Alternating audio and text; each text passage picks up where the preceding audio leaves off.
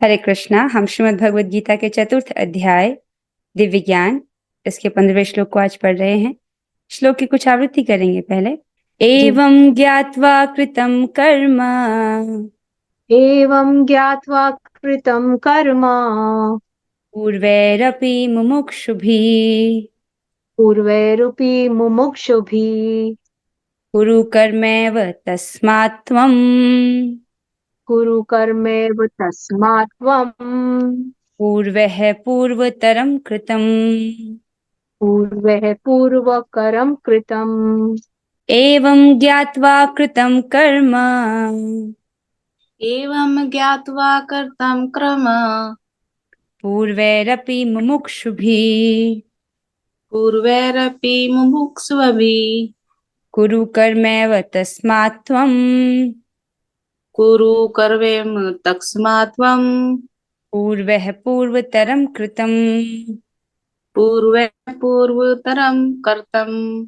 एवं ज्ञात्वा कृतं कर्म एवं ज्ञात्वा कृतं कर्म पूर्वैरपि मुमुक्षुभिः पूर्वैरपि मुमुक्षुभिः कुरु कर्मैव तस्मात् त्वं कुरु कर्मैव तस्मात् त्वं पूर्वः पूर्वतरं कृतम्। पूर्वः पूर्वतरं कृतम्। ओके, अब हम आगे बढ़ेंगे और बहुत अच्छा श्लोक है। आइए इस श्लोक में भगवान क्या कह रहे हैं इसको जानते हैं। भगवान कह रहे हैं, प्राचीन काल में समस्त मुक्तात्माओं ने मेरी दिव्य प्रकृति को जान करके ही कर्म किया, अतः तुम्हें चाहिए कि उनके पद चिन्हों का अनुसरण करते हुए अपने कर्तव्य का पालन करो। राइट? भगवान कह रहे हैं प्राचीन काल में, पहले इस श्लोक में कितनी बार इस शब्द का इस्तेमाल हुआ है देखो। पूर्वैरपि मुमुक्षुभिः, पूर्वै पूर्वतरम, पहले, प्राचीन। राइट? सो प्राचीन काल में समस्त मुक्तात्माओं ने, जो मुमुक्षु थे, राइट, मुमुक्षु अर्थात जो मोक्ष के इच्छुक थे, उन्होंने भगवान की दिव्य प्रकृति को जानकर ही कर्म किया। तो अर्थात कर्म नहीं करना ये तो कभी ऑप्शन है ही नहीं।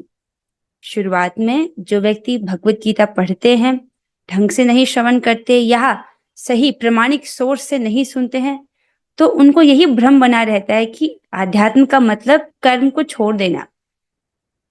भगवान क्या कह रहे हैं, कर्म करता है व्यक्ति लेकिन भगवान की दिव्य प्रकृति को जानकर। फिर भगवान क्या कहते हैं, अतः तुम्हें चाहिए कि उनके पद चिन्हों का अनुसरण करते हुए, तो जिस प्रकार पहले की मुमुक्षुओं ने जो कर्म किया है, मेरी प्रकृति को, मेरी दिव्य प्रकृति को जानकर, उसी प्रकार उनके पद चिन्हों पर चलते हुए तुम्हें भी अपने कर्तव्यों का पालन करना चाहिए। तो यहाँ पर भगवान अर्जुन को संबोधित कर रहे हैं। तो पूर्वैरपि किसके लिए बोल रहे हैं, वो जो जैसे जिस प्रकार उन्होंने गुरु परंपरा का वर्णन किया कि उन्होंने इस ज्ञान को पहले सूर्यदेव को दिया, उन्होंने, राइट, मनु महाराज को दिया, फिर इक्ष्वाकु को दिया। इस प्रकार से जो ये दिव्य ज्ञान चलता आ रहा है, तो उसी प्रकार से अर्जुन को भी उनके पद चिन्हों का अनुसरण करना चाहिए। और उनके माध्यम से वे हमें भी बोल रहे हैं कि हमें हमारे जो पूर्ववर्ती आचार्य हैं उनके पद चिन्हों का अनुसरण करते हुए, राइट, कृष्ण भावनामृत में कर्म करना है। ऐसा कहीं भी नहीं बोला, भगवान कहीं पर भी नियत कर्मों को त्यागने को नहीं कहते हैं। ठीक है, आइए फिर से एक बार श्लोक देखते हैं। एवं ज्ञात्वा कृतं कर्म, सो इस प्रकार, भली भांति जानकर, क्या जानकर, भगवान की दिव्य प्रकृति, कि भगवान दिव्य हैं, राइट, भगवान के जन्म कर्म दिव्य हैं। तो कभी भी कर्म ना करने को नहीं बोला जाता, लेकिन कर्म इस प्रकार से किए जाएं कि उसे बंधन ना लगे। वो किस प्रकार से किया जाता है, अपने कर्मों को भगवान को अर्पित करते हुए या कर्म फलों को भगवान को अर्पित करते हुए। राइट? आसान शब्दों में हम सारे कार्यों को भगवान की प्रसन्नता हेतु कर सकते हैं। ठीक है, सो इस प्रकार भली भांति जानकर, पूर्वैरपि मुमुक्षुभिः, राइट, जिस प्रकार से पूर्ववर्ती मुमुक्षु भी अर्थात जो मोक्ष के इच्छुक थे, जिन्होंने मोक्ष को प्राप्त किया, ऐसे व्यक्तियों ने जिस प्रकार कर्तव्य किया, जिस प्रकार कर्म किया, उसको भली भांति जानकर, कुरु कर्मैव तस्मात् त्वं, तुम भी कर्म करो। ठीक है, तुम भी कर्म करो। किस प्रकार से, पूर्वः पूर्वतरम कृतम, राइट, जिस प्रकार पूर्ववर्तियों द्वारा प्राचीन काल में किया गया है। राइट, तो यहाँ पर अर्जुन जी के लिए वो बोल रहे हैं जिस प्रकार सूर्यदेव विवस्वान ने भी एक राजऋषि हैं, जिस प्रकार से उन्होंने किया, जिस प्रकार से मनु महाराज ने किया, जिस प्रकार से इक्ष्वाकु महाराज ने किया, जैसे भगवान ने पहले गुरु परंपरा का वर्णन किया है। स्पष्ट है? आइए तात्पर्य की ओर चलते हैं। एक बार श्लोक का लिंक देखिए। पिछले श्लोक में आपने सुना भगवान कहते हैं न माम कर्माणि लिम्पन्ति न मे कर्म फले स्पृहा इति माम यो भी जानाति कर्म भिन्न सबध्यते। भगवान कहते हैं कि देखो, हालांकि पिछले श्लोक से लिंक करते हुए चलिए कि हालांकि मैं, यद्यपि मैं इस व्यवस्था का सृष्टा हूँ, किस व्यवस्था का, ये जो वर्ण व्यवस्था है उसका सृष्टा हूँ, पर इतने पर भी भगवान अव्यय करता है, अर्थात भगवान कर्म करते हैं लेकिन उन कार्यों से लिप्त नहीं होते, उनको कर्म फल की स्पृहा नहीं होती है, सकाम कर्म नहीं करते भगवान, उनको कर्म जो है बांधता नहीं है। जो व्यक्ति भगवान के संबंध में इस ज्ञान को जानता है कि भगवान दिव्य हैं और ये जो कर्म का बंधन है वो भगवान पर लागू नहीं होता, वो भी कर्म के पाश में नहीं बंधता। तो इस प्रकार से भगवान इस श्लोक में बोलते हैं कि देखो, जिस प्रकार से प्राचीन काल में समस्त मुक्तात्माओं ने मेरी दिव्य प्रकृति को जान करके ही कर्म किया, अतः तुम्हें चाहिए कि उनके पद चिन्हों का अनुसरण करते हुए तुम अपने कर्तव्य का पालन करो। ठीक है, अब आइए तात्पर्य की ओर चलते हैं। अनुवाद और तात्पर्य कृष्ण कृपा मूर्ति श्री श्रीमद एसी भक्ति वेदांत स्वामी प्रभुपाद द्वारा। प्रभुपाद जी बताते हैं, बहुत सुंदर तात्पर्य है। मनुष्यों की दो श्रेणियां हैं, कुछ के मनों में दूषित विचार भरे रहते हैं और कुछ भौतिक दृष्टि से स्वतंत्र होते हैं। तो दो कैटेगरी उन्होंने बताया मनुष्यों में, कुछ के मनों में दूषित विचार भरे रहते हैं, अर्थात वे कहना चाहते हैं भौतिकतावादी मनुष्य जिनका चित्त अभी अशुद्ध है। और दूसरी कैटेगरी, दूसरे श्रेणी के लोग कौन हैं? वे जो भौतिक दृष्टि से स्वतंत्र हैं, अर्थात वो ऐसे व्यक्तियों की बात कर रहे हैं जिनका चित्त जो है वो भौतिक दूषण से शुद्ध हो गया है। ठीक है, कृष्ण भावनामृत इन दोनों श्रेणियों के व्यक्तियों के लिए समान रूप से लाभप्रद है। तो दोनों प्रकार के व्यक्तियों को, राइट, जो कृष्ण भावनामृत व्यक्ति है, दोनों के लिए वो लाभ प्रदान करता है समान रूप से, क्योंकि दोनों ही, यहाँ पर पहला वाला तो भौतिकतावादी व्यक्ति है और दूसरा वाला व्यक्ति वो है जो ब्रह्मज्ञानी, जो भगवान के निराकार पहलू को जानता है, वो भी इस स्तर तक पहुंच गया है, राइट, कि वो भौतिक दृष्टि से स्वतंत्र है। ठीक है, लेकिन अभी भी उसको कृष्ण प्रेम प्राप्त नहीं हुआ है। ठीक है, तो जो कृष्ण भावनामृत व्यक्ति है वो दोनों के लिए समान रूप से लाभप्रद है। जिनके मनों में दूषित विचार भरे हैं, उन्हें चाहिए कि भक्ति के अनुष्ठानों का पालन करते हुए क्रमिक शुद्धिकरण के लिए कृष्ण भावनामृत को ग्रहण करें। जिनका जो यहाँ पर समझना चाहिए, जीवात्मा तो शुद्ध है, जीवात्मा भगवान का अंश है, तो उसमें कोई भी भौतिक दूषण नहीं है। ठीक है, तो ये दूषण कहाँ पर है? सूक्ष्म शरीर में, राइट। हमने पढ़ा था कि ये जो बाहर का जो शरीर है ये कपड़े की तरह है, और अंदर का जो शरीर है, जो सूक्ष्म शरीर है, जो मन बुद्धि अहंकार से बना है, वो भी कपड़े की तरह है। लेकिन जो सूक्ष्म शरीर है वो शरीर के नष्ट होने पर नहीं छूटता है। ये शरीर छूट जाएगा, इसका मतलब ये नहीं कि सूक्ष्म शरीर भी छूट जाएगा, समझ रहे? तो सूक्ष्म शरीर में जो है, सूक्ष्म शरीर किससे बना है? मन बुद्धि अहंकार। ठीक है, तो उसमें जो मनों में जो दूषित विचार भरे हैं, जो दूषित चित्त है, राइट, जो सटल बॉडी में जो दूषण है, उसको क्या करना चाहिए? उसको भक्ति के अनुष्ठानों का पालन करना चाहिए, जिससे क्या होगा? क्रमिक शुद्धिकरण, धीरे धीरे जो होगा उसका चित्त जो है शुद्ध होगा। क्रमिक मतलब झटके से नहीं होगा, सीक्वेंशली, धीरे धीरे धीरे धीरे धीरे वो शुद्धि की तरफ बढ़ेगा। ठीक है, तो शुद्धिकरण के लिए वो कृष्ण भावनामृत को ग्रहण करे। पहले वाले के लिए तो सॉल्यूशन बता दिया, उसको भक्ति के अनुष्ठान का पालन करना चाहिए ताकि उसके चित्त का क्रमशः शुद्धिकरण हो। ठीक है, अब दूसरे वाले को क्या करना चाहिए? और जिसके मन पहले ही ऐसी अशुद्धियों से स्वच्छ हो चुके हैं, वे उसी कृष्ण भावनामृत में अग्रसर होते रहें, जिससे अन्य लोग उनके आदर्श कार्यों का अनुसरण कर सकें और लाभ उठा सकें। जिसका तो पहला वाला जो व्यक्ति है जिनका चित्त अशुद्ध है, उसको तो भक्ति करनी है, और दूसरे वाले को क्या उसको कर्म करने की आवश्यकता नहीं है। क्या उसको यहाँ पर मुझे एक करेक्शन देना चाहूंगी, जरूरी नहीं है कि प्रभुपाद जी यहाँ पर ब्रह्मज्ञानी को ही बोल रही हूँ। तो प्रभुपाद जी जितना बोल रहे हैं उसको ही रखते हैं। प्रभुपाद जी कह रहे हैं दूसरे कैटेगरी में वो लोग जो भौतिक दृष्टि से स्वतंत्र हो चुके हैं, राइट। तो वो देहात्म भौतिक दृष्टि से स्वतंत्र हो चुके हैं, हम इतना ले सकते हैं कि वो देहात्मक बुद्धि से मुक्त हो गए हैं। तो उसमें सारे लोग आ जाएंगे, चाहे वो ब्रह्म ज्ञानी हो या परमात्मा साक्षात्कार वाला व्यक्ति हो या भगवत साक्षात्कार वाले व्यक्ति हो, सब उसमें आ जाएंगे सेकंड कैटेगरी में, राइट। तो हम अभी उतना ही उसका अर्थ लेंगे कि जो भौतिक दृष्टि से स्वतंत्र अर्थात जो देहात्मक बुद्धि से मुक्त हो गया है। सो उसको क्या करना चाहिए? क्या उसको कर्म नहीं करना चाहिए? तो उसके लिए क्या है कि उसे उसी कृष्ण भावनामृत में अग्रसर होते रहे, राइट, जिससे अन्य लोग उनके आदर्श कार्यों का अनुसरण कर सकें और लाभ उठा सकें। तो जैसा भगवान ने पहले अर्जुन को बोला कि अगर तुम ये समझते हो कि तुम स्वरूप सिद्ध व्यक्ति हो तो भी तुमको कर्म करने की आवश्यकता है। क्यों? आदर्श प्रस्तुत करने के लिए। यदि यद आचरति श्रेष्ठ तत्तत एवेतरो जना। तो जिस प्रकार श्रेष्ठ व्यक्ति आचरण करता है वैसा ही सामान्य जन उनको फॉलो करते हैं। सामान्य जो जीव होते हैं उनके पास बुद्धि नहीं होती, वो समझ नहीं पाते, वो शास्त्र नहीं पढ़ते, तो वो क्या करते हैं, जो जिसको वो श्रेष्ठ मानते हैं उसको फॉलो करते हैं। जैसे जो व्यक्ति आज सिगरेट पी रहा है, उसने भी तो किसी व्यक्ति को श्रेष्ठ समझा था, जिसको कॉपी करते वो सिगरेट पी रहा है, वो उस सिगरेट पीने वाले व्यक्ति को श्रेष्ठ मानता है। भक्त किसको श्रेष्ठ मान रहे हैं? जो बहुत अच्छे से गंभीरता से नाम जप कर रहा है, तो भक्त देखते हैं कि काश मैं भी कर पाता, राइट। इस प्रकार से जिसको हम श्रेष्ठ मानते हैं उसको फॉलो करने का प्रयास करते हैं। तो किसको श्रेष्ठ माना जाए ये भी हमको शास्त्र बुद्धि देता है। अगर शास्त्र नहीं सुनेंगे तो किसी भी ऐरे गहरे व्यक्ति को हम श्रेष्ठ मान सकते हैं। तो ये जो डिस्क्रिमिनेशन पावर है ये शास्त्र ही हमको प्रदान करता है।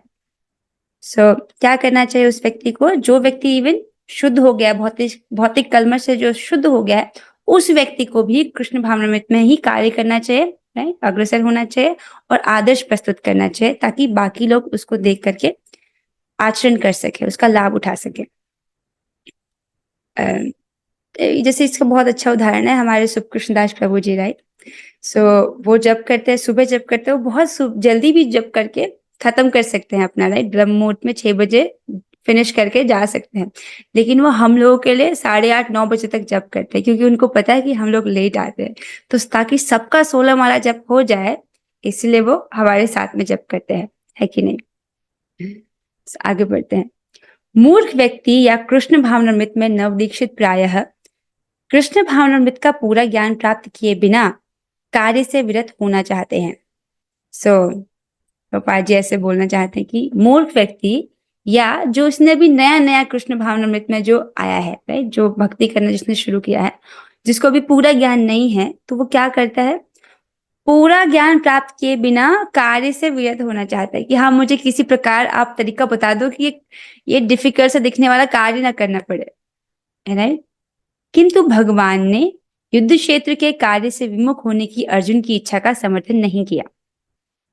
ठीक है, जैसे कि आप जानते हो पहले प्रथम अध्याय से अर्जुन युद्ध नहीं करना चाहते थे, वे रोने लगे थे, राइट। उन्होंने बहुत सारे तर्क प्रस्तुत किए कि उनको युद्ध क्यों नहीं करना चाहिए, ठीक है, लेकिन भगवान ने उनका समर्थन नहीं किया, अपितु उनको डांटा। कुतस्त्वाकश्मलम इदम विषमे समुपस्थितम अनार्यचुष्टम अस्वर्ग्यम अकीर्तिकरम अर्जुन। इस प्रकार से उनको डांटते, कहां से आए तुम में कचरा इस विषम परिस्थिति में, इस प्रकार से उनको डांटते हैं। उनके किसी भी बात का वो समर्थन नहीं देते। हालांकि अर्जुन जो बात कह रहे थे वो लोक व्यवहार की दृष्टि से अच्छा लग रहा था कि मैं किस प्रकार से अपने गुरुजनों पर बाण चलाऊंगा, राइट, ये तो पूजनीय है, इन पर तो मैं वाक बाण भी नहीं छोड़ सकता, ये तो पूजनीय व्यक्ति, ऐसे पूजनीय व्यक्तियों पर मैं बाण कैसे चलाऊं, इससे तो अच्छा है कि मैं इनके द्वारा मारा जाऊं। तो ये लोक व्यवहार में कितना अच्छा सुनाई दे रहा, हाँ ये कितने आदर्श व्यक्ति हैं, देखिए अपने गुरुजनों पर हाथ नहीं उठाना चाहते, राइट। भगवान ने क्या किया, उनको डांटा, कुतस्त्वा कश्मलम इदम, कहां से आए ये कचरा तुम में, राइट। तो इस प्रकार से भगवान ने जो युद्ध से विमुख होने की उनकी इच्छा थी उसका समर्थन नहीं किया। एक क्षत्रिय का कर्तव्य है कि वो धर्म युद्ध में लड़े, पीछे नहीं हटे। अब आगे चलते हैं। तो आवश्यकता इस बात की है कि यह जाना जाए कि किस तरह कर्म करना चाहिए, और यही वो एक बात है जो आपको इस श्लोक से लेकर जानी है। लोग क्या समझते हैं, जब उनको पूर्ण ज्ञान नहीं होता, जब वो ध्यानपूर्वक श्रवण नहीं करते हैं, तो उनको ऐसी प्रतीति होती है कि ऐसा बोला जा रहा है कि तुम अपने सारे कार्यों को छोड़ दो। ऐसा नहीं कह रहे भगवान, किसी भी पॉइंट पर ऐसा नहीं बोला गया है। ठीक है, कोई व्यक्ति जॉब कर रहा है तो उसको जॉब छोड़ने की जरूरत नहीं है भक्ति करने के लिए, राइट। वो जॉब करता रहे, लेकिन वो सीखे कि उसको अपना जॉब किस प्रकार से करना चाहिए, राइट। अपना कर्म कैसे करना चाहिए ताकि बंधन ना लगे, उस उस कुशलता को सीखना चाहिए। तो आवश्यकता किस बात की है कि यह जाना जाए कि कर्म किस तरह किया जाना चाहिए। आप समझ रहे हैं इसको? चाहे वो कोई भी व्यक्ति हो, प्रोफेशन वाइज, कोई भी कुछ भी उसका प्रोफेशन हो, कोई भी उसका नियत कर्तव्य हो, उसको भक्ति करने के लिए वो सब छोड़ने की जरूरत नहीं है, राइट। उसको बस सीखना है कि कैसे अपने कार्य को मैं भगवान से जोड़ूं, राइट। कोई भी व्यक्ति है, कोई भी व्यक्ति, राइट, वो अपनी जीविका के लिए कोई भी कार्य कर रहा है, ठीक है, मतलब शास्त्रों के अनुसार, शास्त्रों के अनुमोदन में, उसके अंदर उग्र कर्मों की बात नहीं हो रही है। उग्र कर्म जैसे कोई फैक्ट्रीज हैं, अल्कोहल की फैक्ट्री है, सिगरेट की फैक्ट्री, उसके समर्थन में हम नहीं है। वो तो, उनको तो पाप लगेगा, राइट। जो धर्म के अनुकूल होकर के जो, राइट, धन अर्जित कर रहे हैं, उनकी बात हो रही है। तो इस प्रकार से जो भी धन अर्जित कर रहे हैं, कोई भी वो उस कार्य को भगवान से जोड़ना सीखें। कैसे? कोई भी व्यक्ति है वो खाता तो भोजन ही है, राइट। इसका सबसे आसान तरीका है कि घर पर अर्चा विग्रह की स्थापित करें, राइट। घर पर अगर अर्चा विग्रह होंगे तो उनकी सेवा करें, और उस प्रकार वो देखेगा कि सारे कार्य अर्चा विग्रह के लिए हो रहे हैं। भगवान हम पर कृपा करने हेतु अर्चा विग्रह के रूप में आते हैं, क्यों ना उसका लाभ उठाया जाए। वो भगवान है, अनंत कोटि ब्रह्मांडों के स्वामी हैं, करोड़ों लक्ष्मियां उनकी सेवा में, राइट, सेवारत हैं। और इस भय की कहीं ये हमसे असंतुष्ट ना हो जाए, उनकी सेवा में तत्पर रहती हैं। फिर भी भगवान हम जैसे तुच्छ जीवों की सेवा स्वीकार करने के लिए अर्चा विग्रह के रूप में आते हैं। आपको अपने जीवन से एक छोटी सी घटना बताऊंगी। एक बार रात्रि हो गई थी और मुझे जल्दी सोना था क्योंकि जल्दी उठना है, लेकिन ठाकुर जी को दूध भोग नहीं लगाया था। तो फिर मैं ये सोचती हूँ कि अब दूध भोग तो लगाना है, ठाकुर जी तो वेट कर रहे होंगे। तो उस दिन मैं उनको दूध भोग लगाती हूँ, लेकिन मेरे मन में ये होता है कि दूध भोग लगाना पड़ रहा है मुझको, इतने रात की 11 बज गए हैं, मतलब not doing with full love. एक प्रकार से एक ऐसा भाव था कि बहुत लेट हो गया है और मुझको अभी दूध भोग लगाना पड़ रहा है। काइंड ऑफ मैं उसे खुशी से नहीं, थोड़ा सा प्रॉब्लम समझ के कर रही थी। आपको पता है क्या हुआ उस दिन? दूध भोग लगाने से पहले उसमें कीड़ा गिर गया। तो मुझे समझ आया कि भगवान मुझसे नाराज हुए। वो, उनको मेरे दूध से मतलब नहीं है, वो मेरे पे उपकार करने के लिए, मेरे सेवा स्वीकार करने के लिए आए हैं, और मुझे उस बात के लिए बहुत ही आभारी महसूस करना चाहिए। तो उस दिन मेरे को मेरी गलती का एहसास हुआ कि ये बहुत गलत हुआ मुझसे। अगर ठाकुर जी हमारे लिए हैं तो वो हम पर बहुत बड़ी कृपा है उनकी, हम उनकी सेवा बोझ समझ के ना करें। मतलब ये हमारा सौभाग्य है कि हम कृष्ण की सेवा कर पा रहे। तब मुझे समझ आया कि मेरे एटीट्यूड में गलती थी और इसलिए ठाकुर जी ने ऐसा किया, और फिर मेरी जो सेवा थी उस दिन की वो स्वीकार नहीं की। मुझे बुरा लगा, लेकिन इससे मैंने सीखा कि जो भी सेवा मैं करूं उसको प्रेम से करूं, राइट। आई होप आप भी इससे सीखेंगे। इस प्रकार से चाहे कोई भी व्यक्ति हो, वो भगवान की सेवा कर सकता है। आगे चलते हैं। कृष्ण भावनामृत के कार्यों से विमुख होकर एकांत में बैठकर कृष्ण भावनामृत का प्रदर्शन करना कृष्ण के लिए कार्य में रत होने की अपेक्षा कम महत्वपूर्ण है। इसको सुनिए क्या बोल रहे हैं यहाँ पर। देखो, जो सेवा होती है, ठाकुर जी की जो सेवा है, भगवान की जो सेवा है, उसको छोड़ करके एकांत में बैठ करके कृष्ण भावनामृत का दिखावा करना, राइट, कृष्ण के कार्य में रत होने की अपेक्षा कम महत्वपूर्ण है। आप समझ रहे हैं? देखिए, इसको एक उदाहरण से समझिए। जब सीता जी का हरण हुआ था तो सुग्रीव जी क्या करते हैं, अपनी जो टीम है उसको 4 हिस्सों में डिवाइड करते हैं।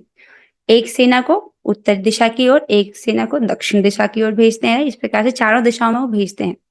तो एक सेना की टुकड़ी में वो हनुमान जी को भी भेजते हैं, पर हनुमान जी तो भगवान के शुद्ध भक्त हैं।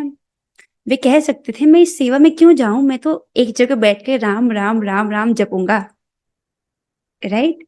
वो कहते कि मैं एकांत में बैठ करके राम राम राम नाम जपता हूँ, और ये जो राम का काज है, राम का जो कार्य है सीता जी को ढूंढने का, वो मुझे करने की जरूरत नहीं है। आप इसको समझ लीजिए, बहुत गूढ़ बात है, राइट। भगवान की सेवा करना, उसको छोड़ करके एकांत में बैठ करके दिखावा करना, राइट, ये कम महत्वपूर्ण है। अगर हम वाकई में भगवान की भक्ति करना चाहते हैं तो हमको पता होना चाहिए कि कृष्ण को क्या पसंद है। भक्ति मतलब प्रीति पूर्ण की गई सेवा, तो और सेवा मतलब जो सेव्य को सुखी करे, जिस कार्य से कृष्ण सबसे अधिक प्रसन्न होंगे वो करना है। सो इसमें एक और उदाहरण मैं आपको दूंगी। एक ये मैंने अपने सुकृष्ण दास जो मेरे शिक्षा गुरु हैं उनसे सुना है। श्रीमान सुकृष्ण दास प्रभु जी इस बात को बता रहे थे कि एक महाराज ने प्रभुपाद जी से ऐसा पूछा कि अब मैं 32 माला करता हूँ, रोज 32 माला करता हूँ, ठीक है। तो प्रभुपाद जी ने उन्हें कहा कि आप 16 माला ही अच्छे से कीजिए, और आपके पास जो समय है उसे आप प्रचार कार्य में दीजिए, ताकि बाकी जीवात्माओं को भी भगवान की कृपा प्राप्त हो सके। आप समझ रहे हैं? तो एकांत में भक्ति करना अच्छा है, लेकिन अगर हम कृष्ण की सेवा, वो सेवा जिससे उनको सबसे अधिक सुख मिल रहा है, उसको छोड़ के कर रहे हैं तो वो कम महत्वपूर्ण है। आप वो क्लिक करिए बात, राइट। अपनी साधना अच्छे से करनी, और जब आप कर पा रहे हो फिर हमको दूसरों की भी सहायता करनी चाहिए, ठीक है। आगे चलते हैं। यहाँ पर अर्जुन को सलाह दी जा रही है कि वह भगवान के अन्य पूर्व शिष्यों यथा सूर्यदेव, विवस्वान के पद चिन्हों का अनुसरण करते हुए कृष्ण भावनामृत में कार्य करे। स्पष्ट है जिस प्रकार से सूर्यदेव, विवस्वान और जो भगवान के जो अन्य शिष्य हैं, मतलब सूर्यदेव के बाद मनु महाराज, मनु महाराज के बाद इक्ष्वाकु जी, राइट, जैसे उन्होंने अपने कर्तव्य को किया भगवान के ज्ञान को जानकर, भगवान की दिव्य प्रकृति को जानकर, उसी प्रकार अर्जुन भी अपने कर्तव्य को करें। अतः वे सूर्यदेव के कार्य को संपन्न करने के लिए आदेश देते हैं, जिसे सूर्यदेव ने उनसे लाखों वर्ष पूर्व सीखा था। यहाँ पर भगवान कृष्ण के ऐसे सारे शिष्यों का उल्लेख पूर्ववर्ती मुक्त पुरुषों के रूप में हुआ है, जो कृष्ण द्वारा नियत कर्मों को संपन्न करने में लगे हुए थे। तो यहाँ पर जैसे जो सूर्यदेव हैं वो क्या है, राज ऋषि हैं। मनु महाराज, इक्ष्वाकु क्या है, राज ऋषि हैं।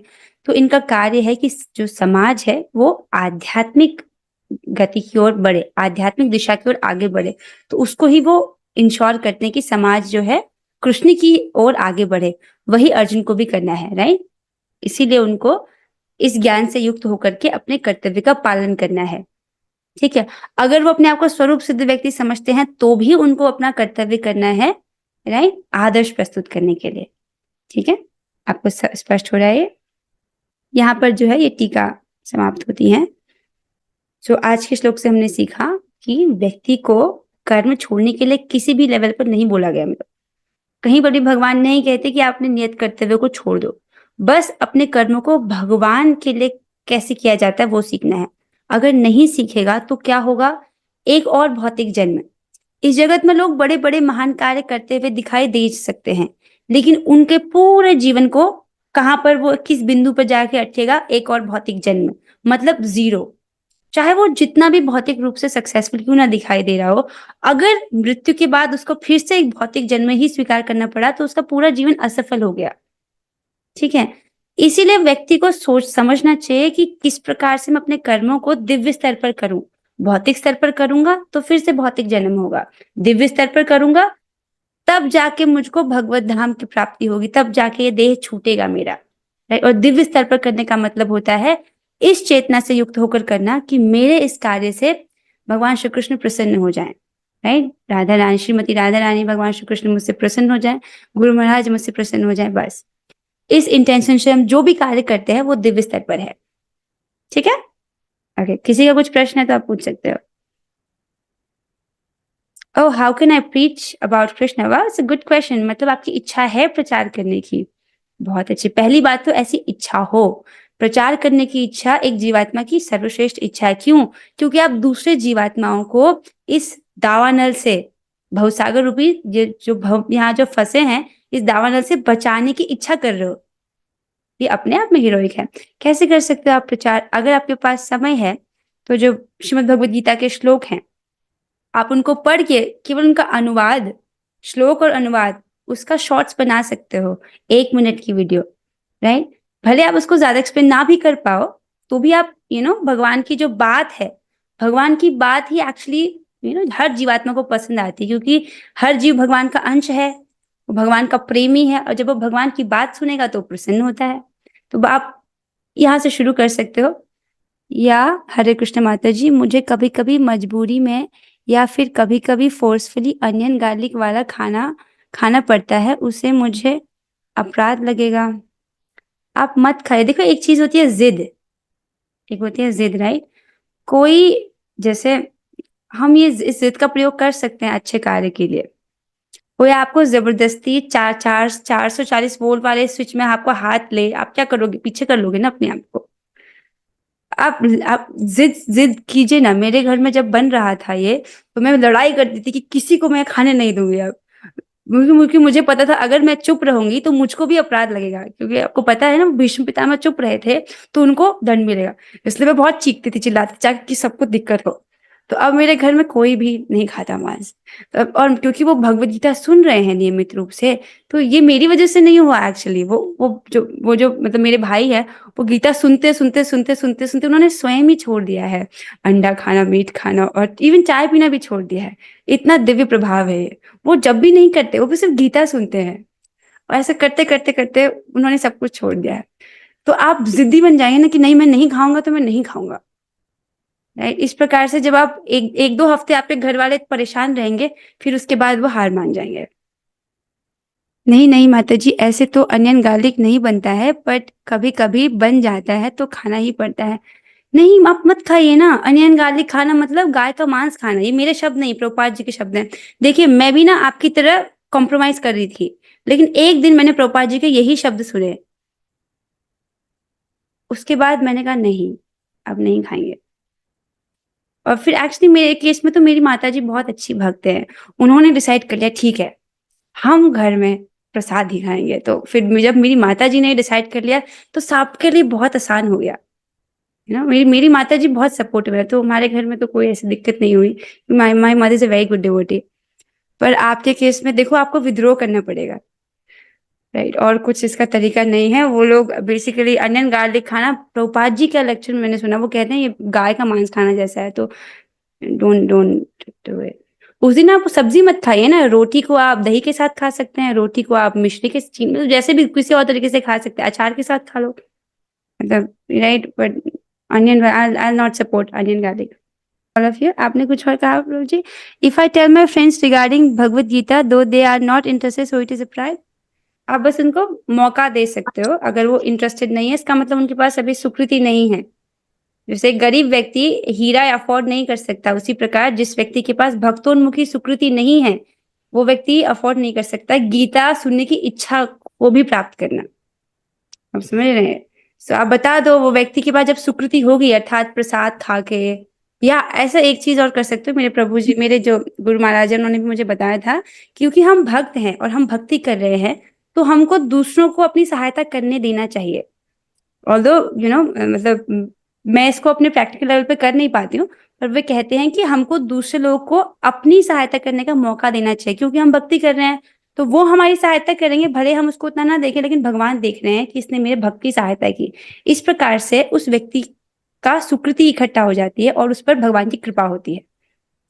तो आप अगर अपने लिए मे बी आप उनसे कुछ हेल्प मांग सकते हो, पता नहीं कैसे, जैसे आई डोंट नो कैसे, पर किसी प्रकार से आप अपनी हेल्प करवा सको तो वो उस पर कृपा होगी। मैं इसको कर नहीं पाई हूँ, पर उन्होंने ऐसे मुझे टिप बताई थी। पर हाँ, मेरे घर वालों के साथ मैंने इसको काफी यूज किया है। मैंने अपने भाई से कहा है कि आप मेरी जो ये वीडियोज है उनको आप एडिट करो, तो वो बैठ के सुनते हो, हालांकि उनको कोई रुचि नहीं है। सुनते सुनते सुनते सुनते उन्होंने सारा मीट, सारा अंडा, सारा वो चाय सब छोड़ दिया है। अब वो this is very nice, it is working. मैं गीता अपनी बहन को सुनाती हूँ तो वो प्रीचिंग में काउंट। ऑफ कोर्स माता जी, कसम माता, दिस इज वेरी गुड। अगर आप ऐसा करते हो तो आप प्रचार कर रहे हो, चाहे आप एक व्यक्ति को भी बोल रहे हो। एक बच्चा, वो भगवान का जीव है, वो आपको दिख रही है आपकी बहन बाहर से, पर वो है कृष्ण की। आप कृष्ण की हेल्प कर रहे हो, दिस इज वेरी नाइस, आप एक को भी कर रहे हो। So with this we ending the class here, thank you so much. आपको ऐसे प्रचार करा, इससे बहुत बहुत अच्छी बात है। ठीक है, सो अब हम आज की कक्षा को यहीं पर विराम देते हैं। सो अब हम 3 बार हरे कृष्ण महामंत्र करेंगे। हरे कृष्णा कृष्ण कृष्ण हरे हरे, हरे राम राम राम हरे हरे। हरे कृष्णा कृष्ण कृष्ण हरे हरे, हरे राम राम राम हरे हरे। हरे कृष्णा कृष्ण कृष्ण हरे हरे, हरे राम राम हरे हरे। श्रीमद् भगवद गीता की जय, श्री प्रभुपाद की जय। और हरे कृष्णा।